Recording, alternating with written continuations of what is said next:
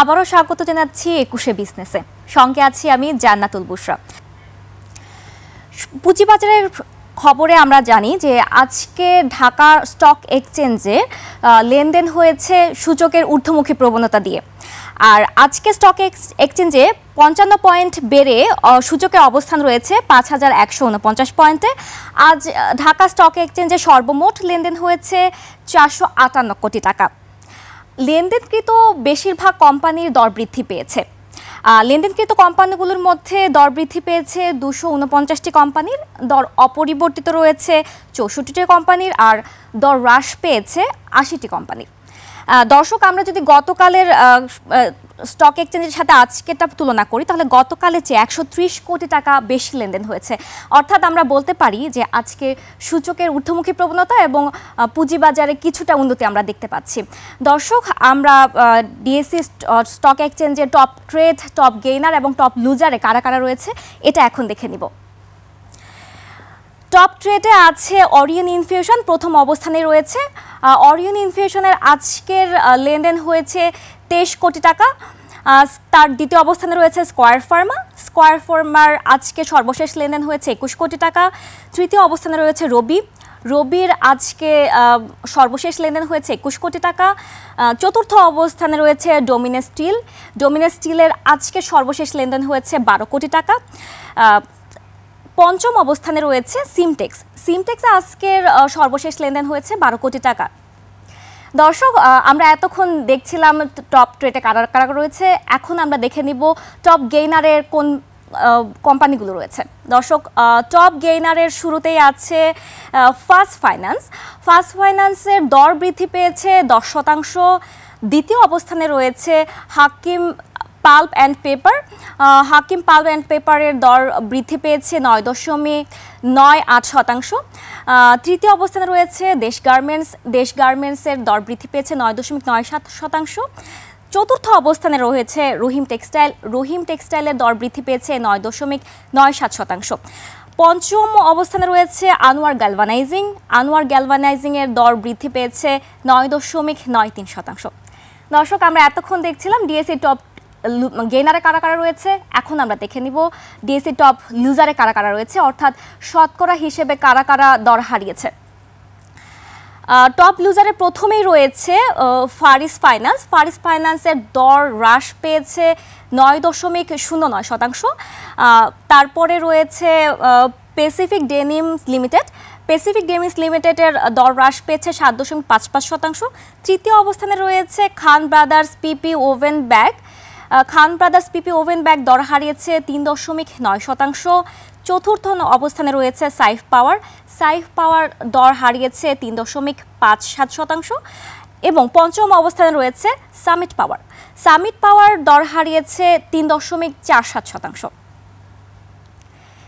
দর্শক, আমরা এতক্ষণ দেখছিলাম শেয়ার বাজারের সর্বশেষ পরিস্থিতি।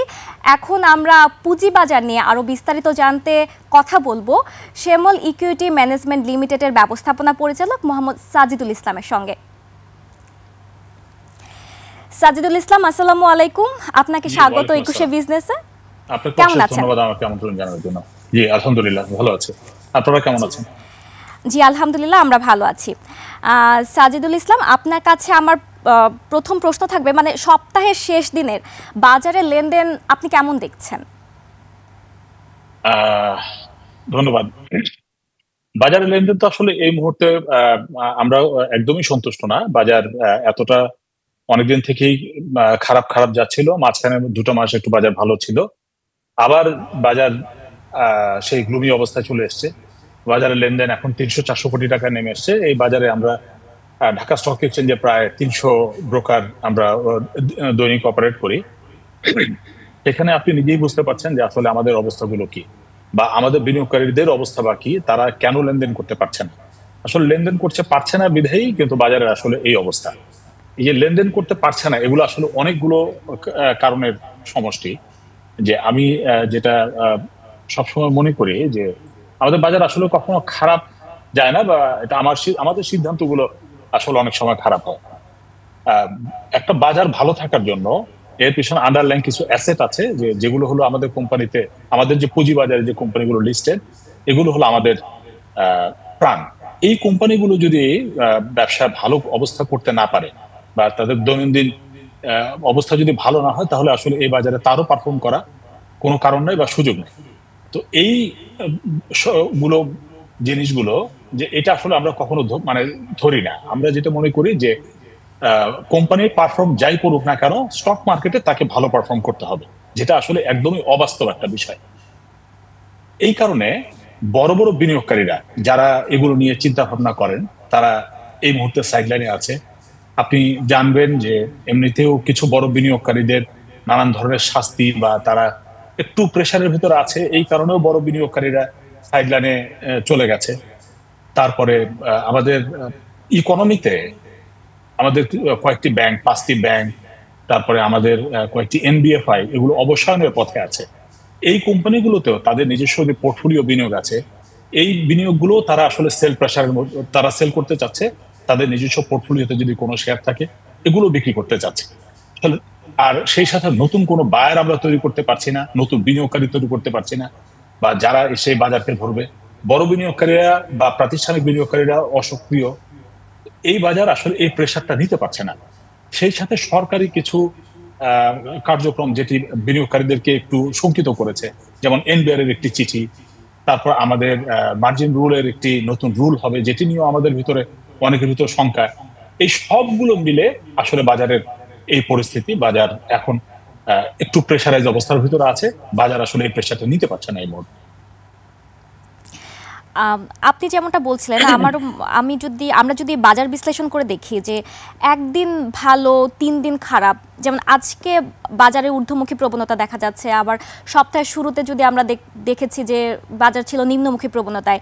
এই ভালো খারাপের ধারাবাহিকতাটা নিয়ে আপনি কি বলবেন? মানে এটা তো গতিশীলতাকেও ব্যাহত করছে, আবার লেনদেনটাও কমছে। এই ব্যাপারে আপনার কি মত? বাজার ভালো খারাপ বলতে আপনি যেটা মিন করছেন যে ইন্ডেক্সের ওঠানামাকে বাজার ভালো খারাপ, আমি ব্যক্তিগতভাবে ইন্ডেক্সের ওঠানামাকে বাজার ভালো খারাপ বলে মিন করি না।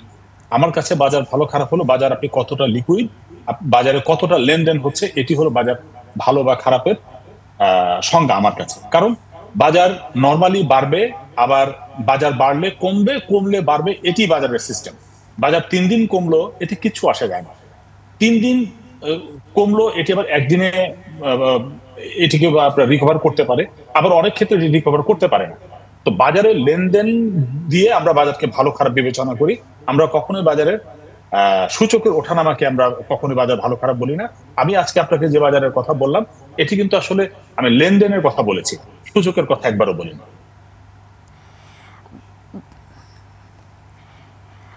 300 পয়েন্ট কমেছে, আমরা যতদূর দেখি যে 5 অক্টোবরের পরে 300 পয়েন্ট কমেছে বাজারের। তো এটা নিয়ে আপনি কি মনে করছেন যে এই দর হ্রাসটা আপনি কিভাবে দেখছেন? না, আমি আপনাকে এই ব্যাখ্যাটা কিন্তু একটু আগে দিয়েছি যে বাজার আসলে এই প্রেশারটা নিতে পারছে না। অনেকগুলো প্রেশার বাজারে। আপনি রাজনৈতিক অস্থিরতা আছে, আপনি জানেন যে আমাদের সেনাবাহিনী নিয়ে একটা আশঙ্কা জনগণের মধ্যে তৈরি হয়েছে। তারপরে আমি এনবিআর এর একটা চিঠির কথা বললাম, বড় বিনিয়োগকারীদেরকে শাস্তির মধ্যে নিয়ে আসছে। বিভিন্ন সময় তারা নানান ধরনের অপকর্ম করেছে, যেগুলোর কারণে তারা শাস্তির মুখে পড়ছে। এই শাস্তির কারণে অন্য কিছু বিনিয়োগকারীও একটু সাবধানতা অবলম্বন করছে। আসলে এগুলো সবগুলো মিলেই বাজার। তো এই প্রেশারটা বাজার এই মুহূর্তে নিতে পারছে না। কারণ বাজারের প্রেশারটা নিতে হলে বাজারে নতুন বিনিয়োগকারী থাকতে হবে, নতুন বিনিয়োগ থাকতে হবে। এই মুহূর্তে বাজারে নতুন বিনিয়োগও যেমন নাই, নতুন বিনিয়োগকারীও নাই। আবার নতুন বিনিয়োগ আসতে হলে আমাদের বাজারে নতুন নতুন কোম্পানি, ভালো ভালো কোম্পানি লিস্টেড হতে হবে। এগুলো তো আপনি গত 1.5 বছর ধরে দেখতে পাচ্ছেন যে আমাদের বাজারে একটি নতুন কোম্পানিও লিস্টেড আমরা করতে পারিনি। আমরা যদি কোম্পানি লিস্টেড করতে না পারি, আমি নতুন বিনিয়োগকারী কোথা থেকে নিয়ে আসবো? বিনিয়োগকারী তো এখান থেকেই তৈরি হবে। নতুন কোম্পানি আসবে, নতুন কেউ এটা উৎসাহিত হবে, তার টাকা বিনিয়োগ করবে। আমরা যদি 1.5 বছর সময়ের ভিতরে একটি বাজারে একটি কোম্পানি যদি আমরা লিস্টেড করতে না পারি, তাহলে বাজারে আমরা কোথা থেকে নতুন বিনিয়োগকারী পাবো? আমরা কিভাবে আশা করছি যে বাজার অনেক বেশি ভাইব্রেন্ট হবে? বাজার ভাইব্রেন্ট হতে হলে আমাদের বিনিয়োগকারী, আমরা যারা ব্রোকার হাউস বা আছি, ব্রোকার, বিনিয়োগকারী, সরকার, প্রত্যেককেই আন্তরিক হতে হবে। সবচেয়ে বেশি আন্তরিক হতে হবে সরকারকে আসলে। কারণ সরকার যদি চায় এই বাজারটা ভালো হোক, তাহলে বাজার ভালো হবে। আমি ব্যক্তিগতভাবে কখনোই দেখিনি যে এই বাজারের প্রতি সরকার আসলে কোনোভাবে আন্তরিক। আমার কাছে সবসময় মনে হয়েছে বাজারের প্রতি সরকারের আন্তরিকতা যথেষ্ট অভাব আছে, যেটি সারা পৃথিবীতে বিদ্যমান না। আপনি হয়তো উদাহরণ দিতে পারেন যে আমাদের পার্শ্ববর্তী দেশ পাকিস্তান, শ্রীলঙ্কা বা ইন্ডিয়া, তারা তাদের বাজার ভালো করছে। আমরা যদি একটি একটি করে বলি যে তাদের দেশের সরকার কি ধরনের সহায়তা দিয়েছে, আপনি শুনলে অবাক হয়ে যাবেন। আমি শুধু একটি উদাহরণ আপনাকে দিই। আমাদের এই বাজারে প্রবেশ করার জন্য একজন বিনিয়োগকারীকে একটি বিও অ্যাকাউন্ট ওপেন করতে হয়। এই বিও অ্যাকাউন্ট ওপেন করার জন্য আমাদের যতগুলো পেপার দিয়ে সাইন করতে হয় বা যতগুলো কাগজ তাদেরকে প্রোভাইড করতে হয়, অথচ এটি একটি ক্লিকে, যেমন ধরেন আমি একটি উদাহরণ দিই, বিকাশ, আপনি আপনার স্মার্টফোনে ছবিটা তুলবেন আর আপনি আপনার আইডি কার্ড, এনআইডি কার্ডের একটি কপি ওখানে দিবেন, 1 মিনিটের ভিতরে আপনার অ্যাকাউন্টটা ওপেন হয়ে যাবে। অথচ আমরা এখন পর্যন্ত এই জিনিসটি করতে পারিনি। এটি করতে হলে সরকারের সহায়তা দরকার। শুধু একটি উদাহরণ দিলাম। আমি যদি বাজারে ওয়েলকাম করতে না পারি বিনিয়োগ বা বিনিয়োগকারীকে, তাহলে বাজারে নতুন বিনিয়োগ কোথেকে আসবে? নতুন বিনিয়োগও আসবে না, বিনিয়োগকারী তৈরি হবে না, বাজারে এরকম গ্লুমি থাকবে। আর আমরা তো একে অপরকে দোষারোপ করতে পছন্দ করি, দোষারোপ করছি, আমরা নানান সময় কারণ বলি। আসলে এগুলো হলো সব এক্সকিউজ আর কি। মানে আজকে কি কারণে বাজার পড়লো আমাদের কাছে জিজ্ঞেস করেন, আমরা এক একজন যার যেটা মনে হয় বলি। আসলে এগুলো কোনোটাই কারণ না। মূল কারণ আমরা বাজারকে ভাইব্রেন্ট করতে পারি নাই, নানান কারণে ভাইব্রেন্ট করতে পারি নাই। তার ভিতরে সরকারের একটি বড় অবদান আছে, যেই কারণে আমরা বাজারকে ভাইব্রেন্ট করতে পারিনি। জি, আপনার কাছে আমার সর্বশেষ প্রশ্ন থাকবে, বাজারে প্রাতিষ্ঠানিক বিনিয়োগকারীদের অংশগ্রহণ কিভাবে সক্রিয় করা যায়, আর বিনিয়োগকারীদের প্রতি আপনার কোনো পরামর্শ যদি থাকে তাহলে এই অনুষ্ঠানের মাধ্যমে আপনাকে সংক্ষিপ্তভাবে আপনি আমাদেরকে জানাবেন। বাজারে প্রাতিষ্ঠানিক বিনিয়োগকারীর অংশগ্রহণ বা সক্রিয় কিভাবে করা যায়, এটি আসলে মানে যিনি বিনিয়োগ করবেন এটি তার সিদ্ধান্ত। আমরা তো আসলে এগুলো বলতে পারবো না যে এটি করলে বাজারে বিনিয়োগ করবেন। তবে বাজারে বিনিয়োগ করার জন্য যে পরিবেশ, সেই পরিবেশটা যদি তৈরি না হয়, আপনি একটি খুব সাধারণভাবে একটি কথা চিন্তা করেন যে আমরা গত 25 বছরে বা 30 বছরে আমরা কয়টি ভালো কোম্পানি এই বাজারে আমরা লিস্টেড করতে পেরেছি, যেই কারণে আমরা বিভিন্ন বিনিয়োগকারী বা বড় বিনিয়োগকারী, প্রাতিষ্ঠানিক বিনিয়োগকারীকে বলবো যে আপনারা এখানে বিনিয়োগ করেন। কোথায় বিনিয়োগ করবে? সেই একই কোম্পানি, তো ঘুরে ফিরে একই কোম্পানি। আর গত 1.5 বছরে তো আমরা কোনো কোম্পানি বাজারে লিস্টেড করতে পারিনি। বাজারের প্রাণ হলো ভালো ভালো আইপিও। আমরা তো প্রাণহীন একটা বাজারের ভিতরে এখন আছি। তো এই ক্ষেত্রে আমাদের আসলে কোনো পরামর্শ নাই। যিনি বিনিয়োগ করেন তাকে তার নিজের বিনিয়োগ কিভাবে সুরক্ষিত থাকবে এটি চিন্তা করে উনি বিনিয়োগ করেন। উনি যদি দেখে যে এই বাজারে প্রফিট হয়, আমাদের কাউকে বলতে হবে না, টাকা অটোমেটিক ফ্লাই করে আসবে। আবার যদি উনি দেখেন যে বাজার থেকে প্রফিট হচ্ছে না, আমাদের কারো ক্ষমতা নাই এখানে আটকে রাখার, টাকা এখান থেকে আবার ফ্লাই হয়ে বেরিয়ে যাবে, যেটি এখন হচ্ছে। তবে আমরা আশা করি বাজারে অনেক রিফর্মস হচ্ছে সামনে। এই রিফর্মস গুলো যদি সবগুলো পারফর্ম করে তাহলে বাজার ভালো হবে। তবে একটি জিনিস আমাদের বাজারের জন্য ক্যান্সার, বা আমরা সবসময় যেটি বলি যে বাজারে ঋণ নির্ভর বাজার আসলে কখনো হতে পারে না। আপনি যে প্রশ্নটি আমাকে করলেন যে আমাদের বিনিয়োগকারীর উদ্দেশ্যে কি বলার আছে, বিনিয়োগকারীর উদ্দেশ্যে আসলে সর্বশেষ একটি কথা, এই বাজার এটা পুঁজির বাজার, এখানে ঋণ নির্ভর কোনো বাজার না। এই বাজারটা নষ্ট হওয়ার অর্ধেক কারণ হলো মার্জিন লোন। এই মার্জিন লোন থেকে যতদিন বাজার বেরিয়ে আসতে না পারবে, বাজার এরকমই থাকবে, এই পড়বে এই উঠবে, যেটি নিয়ে আমরা সবসময় শঙ্কিত থাকি। বাজারে যদি মার্জিন না থাকতো, আজকে নতুন করে কোনো সেল প্রেশার আসতো না। যে না আসার কারণে, সেল প্রেশার না আসলে আসলে বাজারে এই ধরনের আচরণ করতো না। তো আমরা সবসময় জেনে বুঝে বিনিয়োগ করার পরামর্শ দেই। জেনে বুঝে বিনিয়োগ করার পরেও অনেক ক্ষেত্রে লোকসান হয়ে যায়, যেটি হয়, আমাদেরও হয়, সবারই হয়। তারপরে জেনে বুঝে বিনিয়োগ করতে হবে, কারো পরামর্শে বিনিয়োগ করা যাবে না। ঋণ নির্ভর বাজার থেকে আমরা বেরিয়ে আসতে পারবো, এই প্রত্যাশা নিয়ে আজকের আলোচনা শেষ করতে চাচ্ছি। ধন্যবাদ মোহাম্মদ সাজিদুল ইসলাম আপনাকে, আপনার সময় এবং পরামর্শের জন্য। ধন্যবাদ আপনাকে। দর্শক, এতক্ষণ আমরা পুঁজিবাজার পরিস্থিতি নিয়ে কথা বলছিলাম শ্যামল ইকুইটি ম্যানেজমেন্ট লিমিটেডের ব্যবস্থাপনা পরিচালক মোহাম্মদ সাজিদুল ইসলামের সঙ্গে। দর্শক, এবার নিচ্ছে একটি বিরতি, ফিরছি একটু পরেই।